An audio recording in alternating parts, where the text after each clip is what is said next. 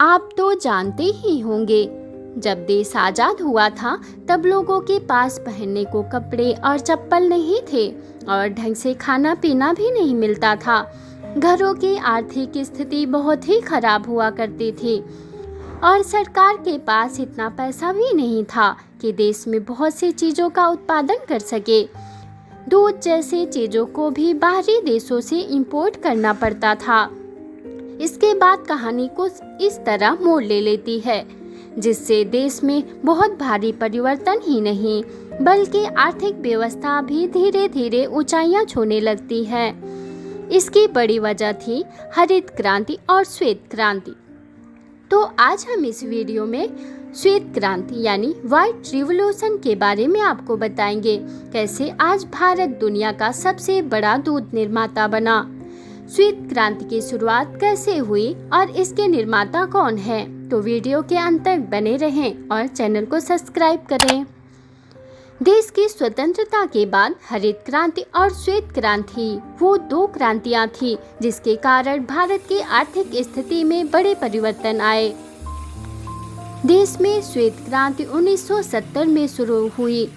इससे dairy industry में काफी बदलाव आए और गरीब किसानों को रोजगार मिला और किसान ज़्यादा गाय और भैंसों को पालने लगे और दुग्ध उत्पादन के लिए मॉडर्न टेक्नोलॉजी का इस्तेमाल किया जाने लगा।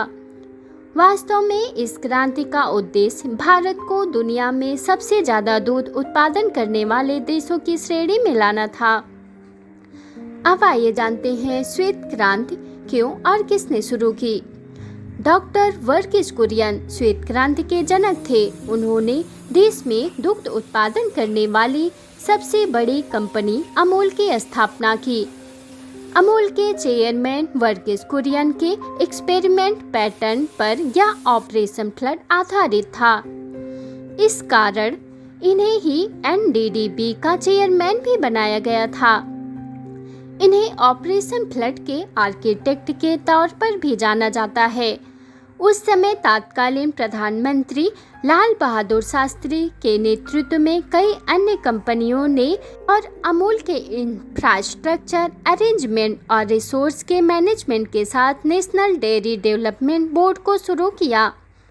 कुरियन के साथ उनके मित्र एचएम डायल ने भैंस के दूध से मिल्क पाउडर बनाने और कंडेंसड मिल्क बनाने की तकनीक के आविष्कार में योगदान दिया। श्वेत क्रांति की शुरुआत का कारण।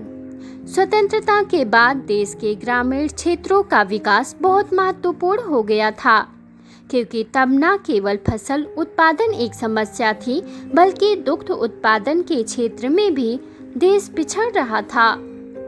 दूध और डेयरी उत्पादों को बाहर से आयात करने में देश को आर्थिक भार बढ़ने लगा। दूध और डेयरी के उत्पादों को बाहर से आयात करने से देश पर आर्थिक भार बढ़ने लगा। 1905 और 1960 में भले ही दुग्ध उत्पादन बढ़ा, लेकिन एनुअल प्रोडक्शन ग्रोथ इन सालों में नेगेटिव रह गई। देश की स्वतंत्रता के बाद पहले दशक में एनुअल कंपाउंड ग्रोथ 1.64% थी, जो कि 1960 के अंत तक 1.15% ही रह गई। इस कारण भारत सरकार चाहती थी वह दुग्ध उत्पादन में आत्मनिर्भर हो। लाल बहादुर शास्त्री ने 31 अक्टूबर 1946 को कंजरी में अमूल की कैटल फीड फैक्ट्री का उत्पादन किया। लाल बहादुर शास्त्री ने 31 अक्टूबर 1946 को कंजरी में अमूल की कैटल फीड फैक्ट्री का उद्घाटन किया और इस काम में उनका बहुत रुचि था और उन्होंने गाँव में किसानों के साथ एक रात बिताई और कुरियन के साथ देश के विभिन्न हिस्सों में बसे किसानों के आर्थिक तरक्की और समस्याओं के बारे में डिटेल में बात की। इस यात्रा के परिणाम स्वरूप ही नेशनल डेयरी डेवलपमेंट बोर्ड का गठन हुआ। जुलाई 1970 में यूनाइटेड नेशन डेवलपमेंट प्रोग्राम और फूड एंड एग्रीकल्चर के टेक्निकल असिस्टेंस में ऑपरेशन फ्लड को लॉन्च किया गया। भारत में श्वेत क्रांति का इतिहास। श्वेत क्रांति को ऑपरेशन फ्लड के नाम से भी जाना जाता है। इसे 1970 में लॉन्च किया गया था। इसकी शुरुआत भारत के नेशनल डेयरी डेवलपमेंट बोर्ड ने की थी, जो कि आज दुनिया का सबसे बड़ा डेयरी प्रोग्राम सिद्ध हुआ। डॉक्टर वर्गीस कुरियन द्वारा ही एक अलग से एजेंसी इंडियन डेयरी कॉरपोरेशन बनाई गई, जिससे ऑपरेशन फ्लड को ग्रांट मिल सके और इस तरह से मिल्क प्रोडक्शन, जो कि योजना की शुरुआत में 22,000 टन था, वो 1989 तक मिल्क पाउडर प्रोडक्शन 1,40,000 टन तक पहुंच गया।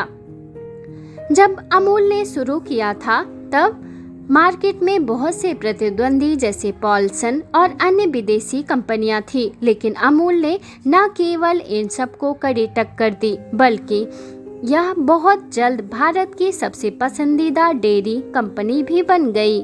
वास्तव में इस श्वेत क्रांति के कारण 1950 से 1951 में जहां दुग्ध उत्पादन 17 मिलियन टन था, वो 2001 से 2002 तक 84.6 मिलियन टन तक पहुंच गया। दोस्तों, वीडियो इन्फॉर्मेटिव लगी हो तो लाइक शेयर सब्सक्राइब करें। Thank you for watching video.